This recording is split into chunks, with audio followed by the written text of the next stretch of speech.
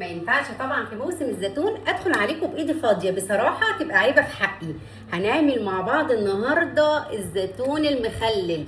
طبعا يا جماعه اللي جرب طريقتي في الزيتون عارف انا بتكلم في ايه. انا بعمل زيتون خطير خطير خطير وريحته جنان جنان. بس يا ريت قبل ما نبدا، لو اول مره تشوفيني انا مياده، يا ريت تعملي لايك للفيديو. لو مش مشتركه معايا في الصفحه يا ريت تشتركي عشان يوصلك كل جديد.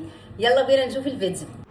اول حاجه معايا 5 كيلو من الزيتون التفاحي. عشان تعرفي الزيتون التفاحي بيكون عامله زي التفاحه الصغيره كده زي ما انتوا شايفين، ودي احلى زيتونه للتخليل يا جماعه. بتكون احلى من العزيزي بكتير لان دي بيكون فيها لحم كده، اما الزيتون العزيزي بيكون ناشف شويه. وميزه الزيتون التفاحي انك تقدري تاكلي منه على طول بعد شهر ونص بالظبط من التخليل، اما الزيتون العزيزي بيقعد معانا بالاربع شهور والخمس شهور علشان تاكليه. هنخلي الزيتون يبقى نحتاج كمية ليمون محترمة. أنا معايا 5 كيلو من الزيتون، نصهم على طول ليمون. معايا 2 كيلو ونص من الليمون. جبت الليمون وغسلته كويس قوي قوي قوي بالمية، وبعد كده هقطع الليمونة نصين كده زي ما انتوا شايفين.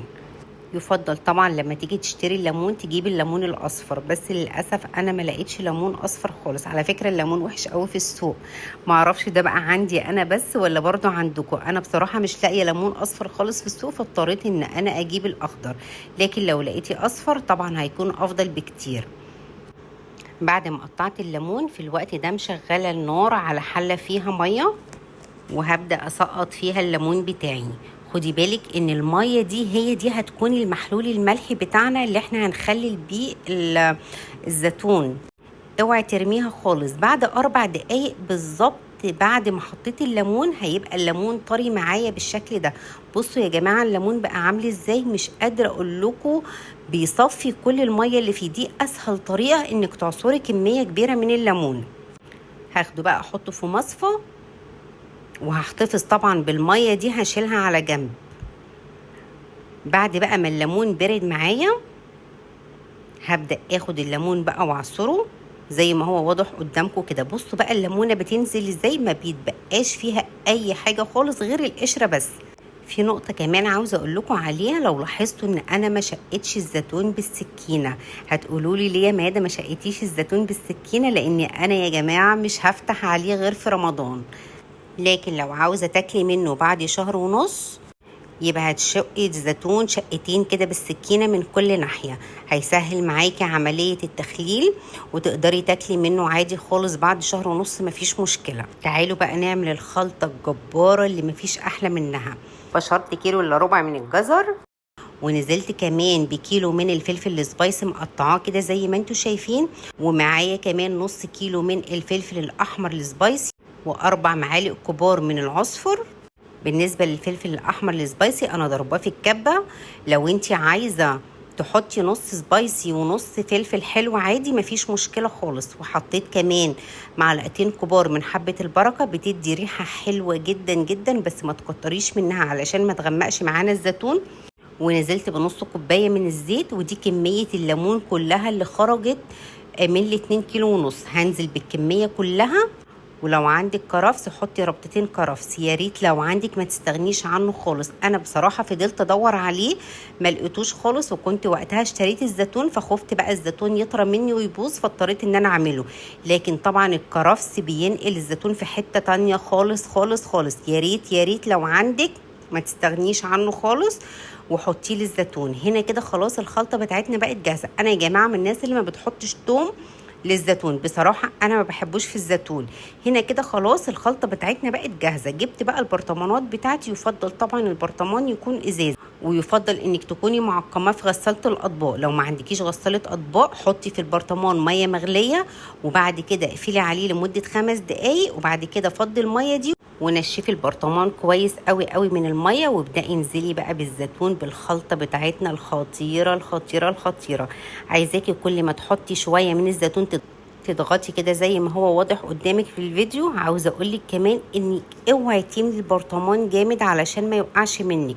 طبعا احنا عارفين بعد ما بنخلي الزيتون البرطمان بيفضل يفور كده اول 3 ايام. هنا برضو انا هخلل في برطمان بلاستيك مفيش مشكله خالص، بس اهم حاجه يكون اول استخدام تكوني انت جايباه بس عشان تخللي في الزيتون، وبعد ما الزيتون يتخلل خلاص تفضي البرطمان ده وترميه، ما تستخدمهوش من التاني، هو بيستخدم مره واحده بس البلاستيك. هعبي بقى البرطمانات كلها بنفس الطريقه.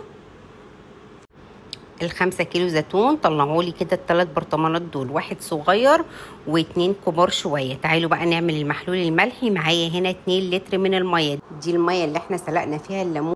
بعد بقى مبرجل 2 لتر من الميه عليهم 14 معلقه كبيره من الملح. ما تراجعيش ورايا في موضوع الملح ده، 14 معلقه كبيره على 2 لتر مظبوطين جدا جدا جدا. ومعلقتين كبار من السكر بتدي قرمشه حلوه جدا للزيتون، ما بتخليهوش يبقى طري معانا. هدوبهم كويس قوي كده مع بعض.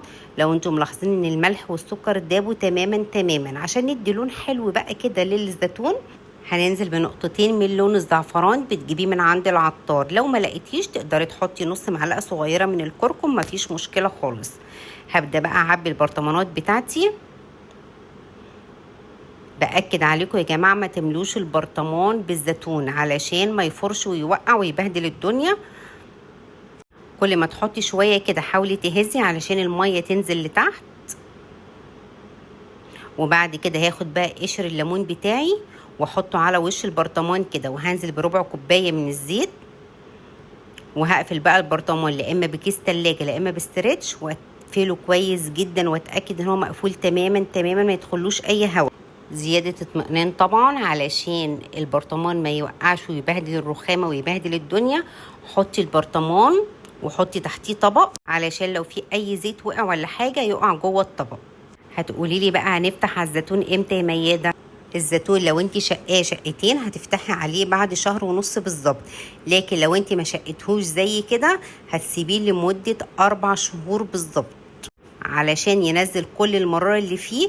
وعاوزه اقولك كمان اول ما تفتحي البرطمان وتبداي تاخدي منه، تبداي بقى تحطيه في علبه وتحفظيه في التلاجة، يقعد معاكي من السنه للسنه ما يجرالوش اي حاجه، ويفضل محتفظ بالقرمشه بتاعته، وكمان الطعم والريحه ما يتغيروش ابدا ابدا. هستناكم بقى تمشوا على كل الخطوات اللي انا قلتها لكم في تخليل الزيتون. ولو عجبك فيديو النهارده ما تنسيش تعملي لايك للفيديو. لو مش مشتركه معايا في الصفحه يا ريت تشتركي عشان يوصلك كل جديد. واستنوني في فيديو جديد ووصفه جديده ان شاء الله.